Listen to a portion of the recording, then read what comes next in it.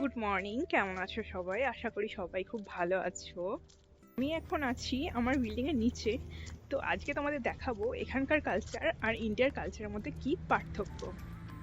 ইউএসএতে আসার পর আমি যে প্রবলেমটি সব থেকে প্রথমে ফেস করেছিলাম সেটা হচ্ছে রাস্তায় চলার প্রবলেম। এখানে কিন্তু সব কিছু রাইট সাইডে চলে। ইভেন হাঁটার সময় যদি কাউকে সাইড দিতে হয় তাহলে রাইট সাইডেই দিতে হয়।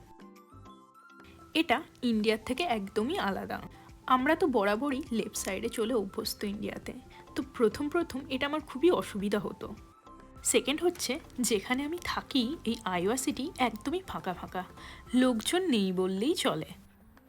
রাস্তায় মানুষজন দেখাই যায় না।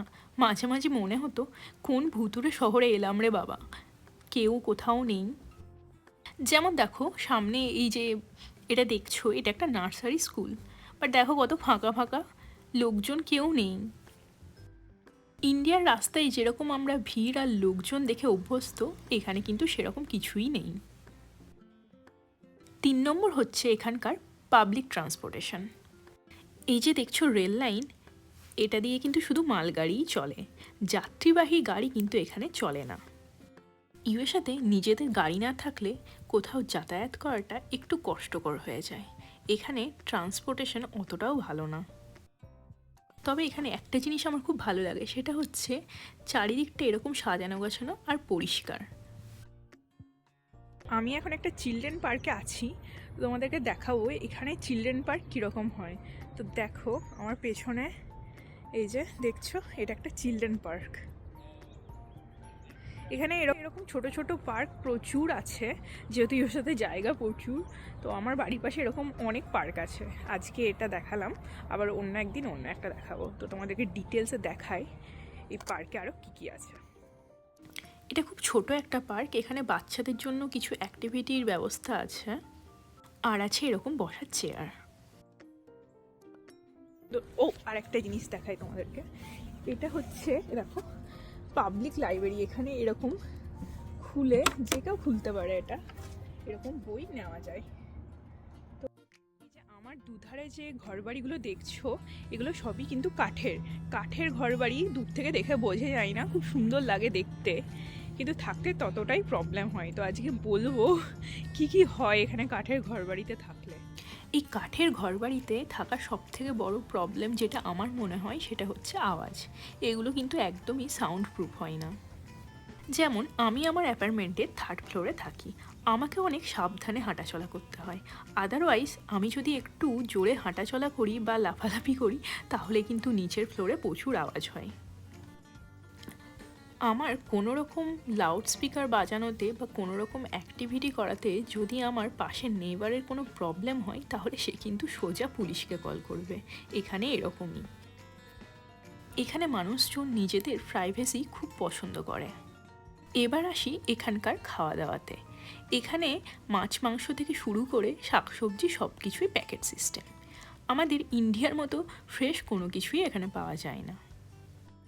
আর এখানে বেশিরভাগ মানুষই কিন্তু ট্যাপ ওয়াটার খায়। কোনো রকম ওয়াটার পিউরিফায়ার বা কোনো রকম জলের মেশিন আমি কিন্তু এখানে কোনো ঘরেই দেখিনি, আর অনলাইনে বা কোনো মলেও পাওয়া যায় না।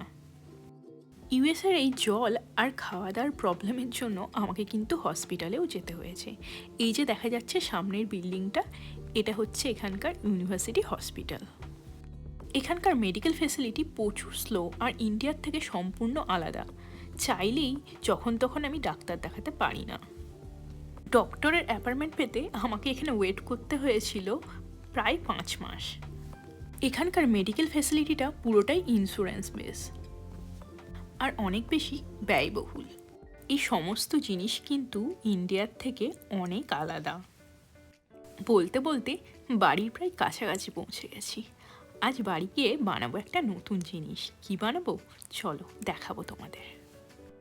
আজ বানাবো আমি মিডিল ইস্টের ফেমাস স্কোয়ার শেপ পিৎজা। এটা বানানোর জন্য কিছুটা গরম জলে 1 চামচ অ্যাক্টিভ ইস্ট আর চিনি মিশিয়ে 10 মিনিট মতো ঢাকা দিয়ে রাখবো।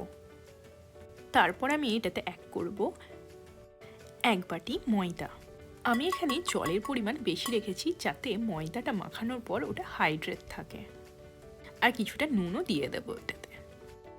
আমি পিৎজা খেতে খুব ভালোবাসি, আর আইওয়ার মানুষজন প্রচুর বেশি পিৎজা খায়। আমার মতো তোমরা কারা কারা পিৎজা খেতে ভালোবাসো জানিও।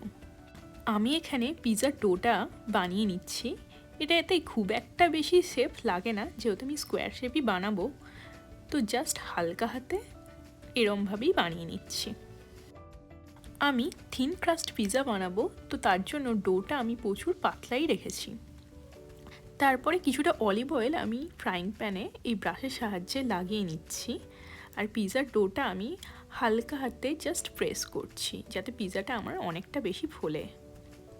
এরপর দিচ্ছি পিৎজা সস, যেটা বাজারে খুব ইজিলি অ্যাভেলেবেল।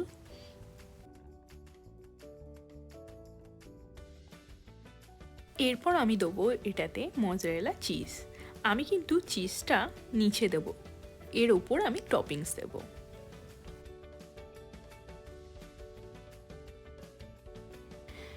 এরপর আমি দেবো পেপারনি।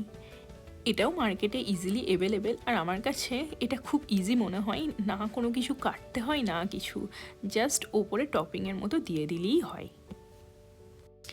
এরপর 5 মিনিটের জন্য 350 ডিগ্রিতে ওভেনটাকে ফ্রি হিটে রাখবো, আর তারপর 40 মিনিটের টাইমার সেট করে পিৎজাটাকে ভেতরে ভরে দেবো।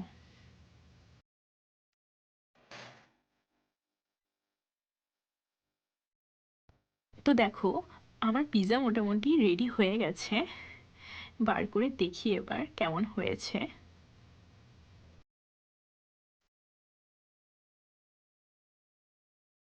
আমার এই ভিডিওটা কেমন লাগলো সবাই জানিও, আর যদি ভালো লেগে থাকে তাহলে প্লিজ সাবস্ক্রাইব করে দিও। সবাই ভালো থেকো, দেখা হবে আবার পরের ব্লগে।